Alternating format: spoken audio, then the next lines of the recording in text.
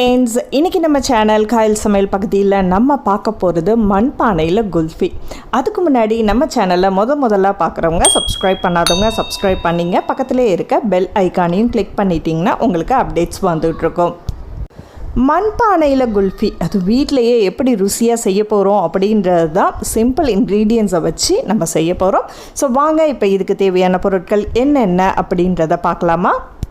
குல்ஃபியை பொறுத்த வரைக்கும் நம்ம என்னென்ன ஃப்ளேவர் வேணாலும் இதில் ஆட் பண்ணிக்கலாம். பேசிக்காக நான் செய்கிறத நான் சொல்கிறேன். இதில் பாதாம் பருப்பு, பிஸ்தா பருப்பு, முந்திரி பருப்பு, கொஞ்சம் ஏலக்காய் பொடி, இதோட அளவு 10லேருந்து 15 வரைக்கும் நீங்கள் தாராளமாக சேர்த்துக்கலாம். இதை முதல்ல மிக்சியில் நல்லா கொரகொரப்பாக அரைச்சி எடுத்துருங்க. இது கூட சீனி 1/2 கப் அளவுக்கு சேர்த்துருக்கேன். அதையும் சேர்த்து கொஞ்சம் மிக்சியில் நல்லா பொடி பண்ணி எடுத்து வச்சுருங்க. இந்த கலவையை அதாவது கொரகொரப்பாக அரைச்சிருக்கோம் பாருங்கள். இதை ஒரு தனியாக ஒரு பவுலில் நம்ம மாற்றி வச்சிடலாம். ஸோ இதே மிக்ஸி ஜாரில் நம்ம இதில் ப்ரெட்டை ஆட் பண்ண போகிறோம்.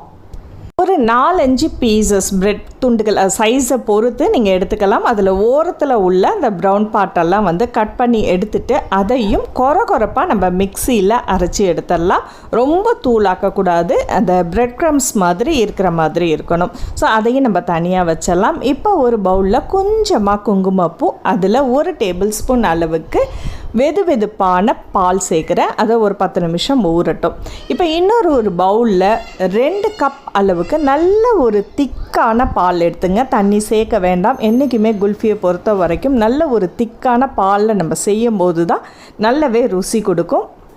இந்த பாலை நல்ல அடுப்பில் வச்சு நம்ம காய்ச்சணும். அதாவது ரொம்ப நேரம் வற்றணுன்ற அவசியம் இல்லை. ஏன்னா நம்ம ப்ரெட்டெல்லாம் சேர்க்கும் போது அது இன்னுமே நல்லாவே திக்காகிடும்.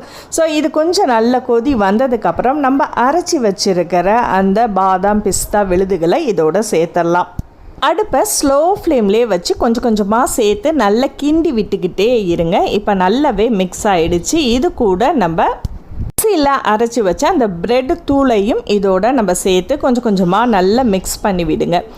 மொத்தமாக ஒரே நேரத்தில் நம்ம கொட்டினோம்னா அது ஒரு கெட்டி ஆகிடும். அதனால் கொஞ்சம் கொஞ்சமாக நம்ம சேர்த்து மிக்ஸ் பண்ணி விடணும். இப்போ நான் எக்ஸ்ட்ரா ஃப்ளேவருக்காக பால் ஏடு 2 டேபிள் ஸ்பூன் சேர்க்குறேன். அல்லது ஃப்ரெஷ் க்ரீம் கூட நம்ம சேர்த்துக்கலாம். பால் ஏடு நான் ரெகுலராக பயன்படுத்தக்கூடியது தான் எடுத்து இதில் 2 டேபிள் ஸ்பூன் சேர்த்துருக்கேன். இப்போ நம்ம இதில் சாஃப்ரான் மில்கையும் ஆட் பண்ணி விட்டுடலாம். இதோட கடைசியாக கொஞ்சமாக கண்டென்ஸ்டு மில்க்கு, உங்களுக்கு விருப்பப்பட்ட ஸ்வீட் கொஞ்சம் எக்ஸ்ட்ராவாக தேவைப்படும் அப்படின்னா ஒரு 1/4 கப் அளவுக்கு இதோட சேர்த்து நல்லா மிக்ஸ் பண்ணிவிட்டு அடுப்பை ஆஃப் பண்ணிவிடுங்க. மண்பானையில் குல்ஃபி செய்ய போகிறோம் அப்படின்னு சொல்லியிருந்தேன். நான் இந்த மாதிரி மண்பாட்டை தண்ணியில் ஊற வச்சுருக்கேன். இதுவும் நான் குல்ஃபி வாங்கும்போது கிடச்ச அந்த பாட் தான் அது. ஸோ எல்லார் வீட்லேயுமே இருக்கும். அந்த இதை ஒரு 1/2 மணி நேரம் தண்ணியில் ஊற வச்சுருக்கேன். ஸோ இந்த பாட்டில் நான் இப்போ கொஞ்சம் கொஞ்சமாக இதை ஊற்றி வைக்கிறேன். அது ஃபுல்லாக நிறையிற அளவுக்கு நம்ம ஊற்றிடுவோம். இந்த மாதிரி மண்பானை இல்லை அப்படின்னா நீங்கள் சாதாரண ஒரு பவுலில் கூட ஊற்றி வைக்கலாம். அல்லது குல்ஃபி மோல்டில் கூட இதை நீங்கள் ஊற்றி வைக்கலாம். நமக்கு இந்த மண்பானையில் சாப்பிடும்போது அந்த குல்ஃபியோட டேஸ்ட் ரொம்பவே சூப்பராக இருக்கும். என்கிட்ட அந்த 3 மண்பானைகள் மட்டும்தான் இருந்துச்சு. அதனால் அதில் நான் ஊற்றி வச்சுட்டு மீதியை சின்ன சின்ன கப்பில் ஊற்றி வைக்கிறேன். இது ரூம் டெம்பரேச்சருக்கு வரட்டும். ஏன்னா இப்போ அடுப்புலேருந்து இறக்குன உடனே கொஞ்சம் சூடாக இருக்கும். இந்த மாதிரி திக்கான கன்சிஸ்டன்சியில் இருக்கிற மாதிரி பார்த்துக்குங்க. இதுக்கு மேலே எக்ஸ்ட்ராவாக நீங்கள் இன்னும் கொஞ்சம் ஃப்ளேவர் சேர்க்குறதுனாலும் அதுக்கு மேலே நல்ல நட்ஸ் எல்லாம் பாதாம் பருப்பு, பிஸ்தா பருப்பு, முந்திரி பருப்பு இதெல்லாம் நீங்கள் நட்ஸை ஆட் பண்ணிக்கலாம் விருப்பப்பட்டால். இல்லைன்னா அது ஆப்ஷனல் தான், தேவையில்லை. இந்த குல்ஃபிக்கு மேலே நீங்கள் இந்த கிளிங் ஃபிலிம் ஃபாயில் போட்டு கவர் பண்ணிவிடுங்க நல்லா டைட்டாக. உங்ககிட்ட ஃபாயில் பேப்பர் இல்லைன்னா நீங்கள் அதை திறந்து மட்டும் வைக்காதீங்க. இல்லை சின்ன மூடி போட்டு மூடி கவர் பண்ணி வைக்கலாம். இப்போ நம்ம ஃப்ரிட்ஜில் ஓவர் நைட்டு அல்லது ஒரு 4 மணிலேருந்து 6 மணி நேரம் ஃப்ரீசரில் வச்சு எடுக்கலாம்.